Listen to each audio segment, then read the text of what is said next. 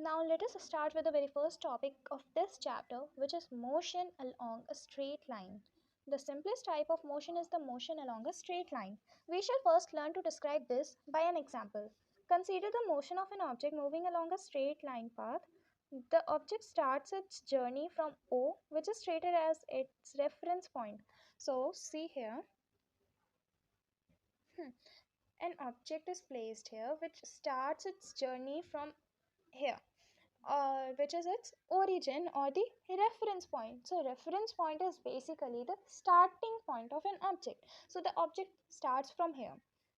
Let A, B, C represent the position of the object at different instants. At first, the object moves through C and B and reaches A. So the object starts moving from here. It passes through B, C and reaches A. Take care. Then it moves back along the same path and reaches C through B.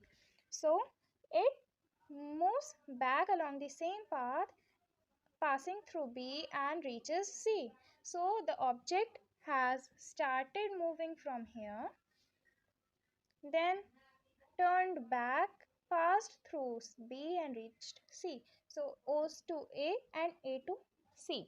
The total path length covered by the object is OA plus AC, that is 60 kilometer plus 35 kilometer, which is 95 kilometers. So see here. Yeah, let me show you here.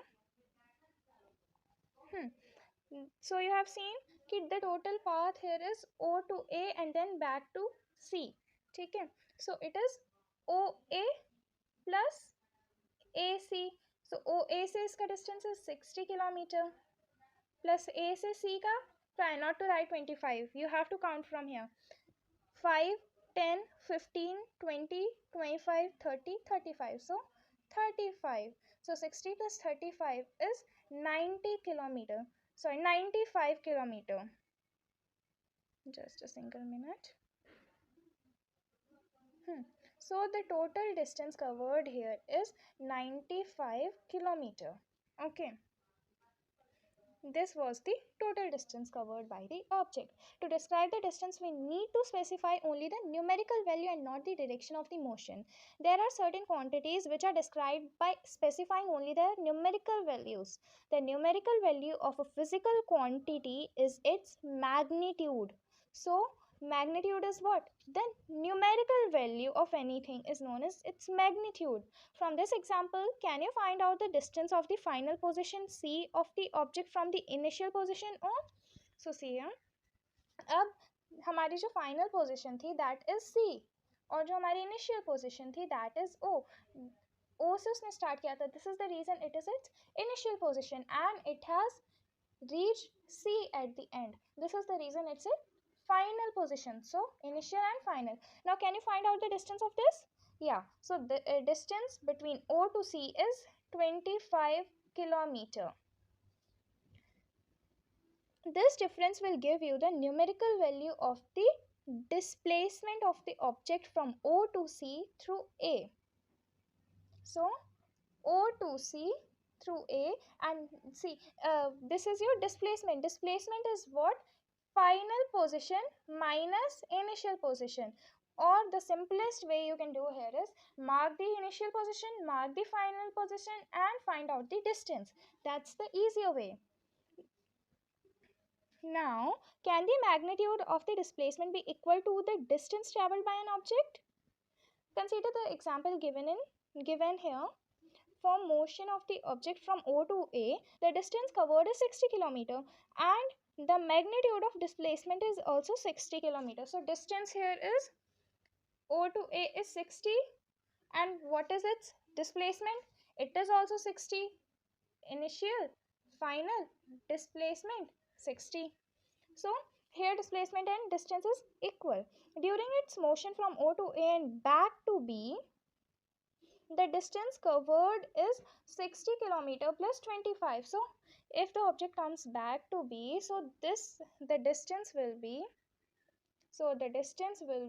60 kilometers plus 5, 10, 15, 20, 25.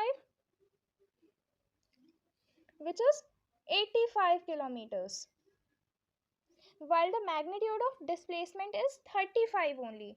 How? O to B. This was the initial position, this is the final position, and the distance here is 35. This is its displacement.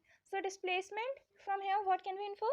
Displacement is the shortest path covered by the object and distance is the actual path covered by the object. Thus, the magnitude of displacement is 35 km, which is not equal to the path length 85 km. Further, we will notice that the magnitude of the displacement for a course of motion may be 0, but the corresponding distance covered is not 0. So displacement could be 0. Just suppose the object is starting from O and it passed through A, turned back and reaches O again. So what is the distance here? Distance. So distance is 60. यहाँ से यहाँ 60. Again back, which is plus 60, and it is 120. So 120 is the distance. What if we'll talk about the displacement? So this is the initial position and this is the final position as well. So initial or final mein what is the distance? It is 0. So the displacement is 0 and the distance is 120. So 0 kilometer and 120 kilometer respectively. Okay.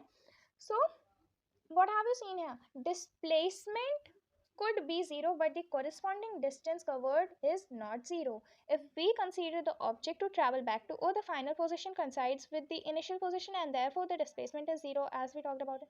However, the distance covered in this journey is OA plus AO, which is 60 plus 60 and it is 120 kilometer. So thus two different physical quantities, the distance and the displacement, are used to describe the overall motion of an object and to locate its final position with reference to its initial position at a given time. Now let us start with the in-text question of page number 10. So the first question here is, an object has moved through a distance. Can it have 0 displacement? If yes, support your answer with an example. So the answer is yes, an object may have 0 displacement even it has moved through a distance. This could happen when the final position coincides with the initial position. I already told you कि if the final position is same as the initial position, so 0 minus 0 will always equal to 0. So if final and initial positions are equal or final position coincides with the initial position, then the displacement will be 0. Suppose an object moves from O to A. So O to A and then back to O. So the distance here will be 70 plus 70, which is 140, and the displacement will be final minus initial, which is 0 minus 0 and equals to 0. So hence the displacement is 0 even though object has covered a distance. Now going towards the next question, which is, a farmer moves along the boundary of a square field of side 10 meter in 40 seconds. What will be the magnitude of displacement of the farmer at the end of 2 minutes and 20 seconds from his initial position? So first let us understand the question without panicking. So the question here is saying a farmer is moving along the boundary of a square field of side 10 meter in 40 seconds. So this is a square field. Farmer moves along its boundary and its one side is equals to 10 meter and he covers 10 meters in 40 seconds. Now the question is asking what will be the magnitude of displacement of the farmer at the end of 2 minutes and 20 seconds. So let us understand step by step. Physics may always go step by step, then only you will be able to solve the word problems. So the question given here is, farmer covers 10 meter in 40 seconds. So first let us convert this 2 minutes in second in seconds. So it will be 2 minutes, 2 minutes, equals to 120 second. 120 plus 20 will be 140 second. So distance covered here will be 140 upon 40, which is 0 0 cancel, it will be 3.5. Okay, so 3.5. So the question is not, the question has not ended here. This is the distance. So the farmer will take three full rounds and one half round. So here, to find displacement, you have to mark the initial position. Farmer has started from here and ended here. So the shortest path is the displacement. So the shortest path is this. So it has become a triangle. So triangle ABC. And according to the Pythagoras theorem, you might know कि hypotenuse का square is equals to perpendicular का square plus base का square. So so AB का square equals to 10 square, BC का square 10 square, 100 plus 100 200. So AC will be root 200. So displacement will be root 200 meter. So that was the question. You have to understand the question, solve it step by step. First write the given, then write what to find out, then only start the question. Only then you will be able to solve the question efficiently. Now the last in-text question. Which of the following is true about displacement? It can be 0. So it is true. Why? Because we have just saw in our previous question कि displacement could be 0 even though the distance, even though it has traveled through some distance. Okay, so just suppose this is our line, this is 0 10 20. ठीक है? If the object has started moving from O, move towards A and turn back to the reference point, which is O. So here initial point is equals to final point. So it means final point, final position coincides with the initial position. Therefore the displacement here is equals to 0. Now the second part, its magnitude is greater than the distance traveled by the object. It is absolutely false, because distance is always greater than or equals to the displacement. How? Let us suppose say the same example. Okay, so object has started from here, gone here.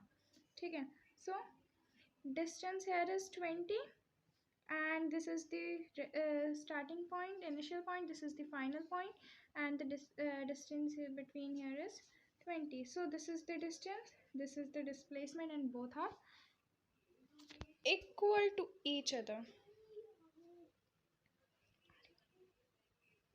Okay, now how can it be equal to the so both are equal to each other. Now distance can be greater than the or equals to the displacement. So greater than matlab, for example, we have started from O, went to A and turned to B. So the distance will be 20 plus 30 20 plus 10, which is 30. So this will be the distance. And what will be the displacement? Yeah, a final position. Sorry, this is the initial position, this is the final position, distance is 10. So this is the displacement, this is the distance. So distance is greater than the displacement in this case. So we have seen that displacement cannot be greater than the distance, because distance is always greater than or equals to the displacement. That was it. That so we have done all the index question of page number 100. Now we'll be moving to the next theoretical part.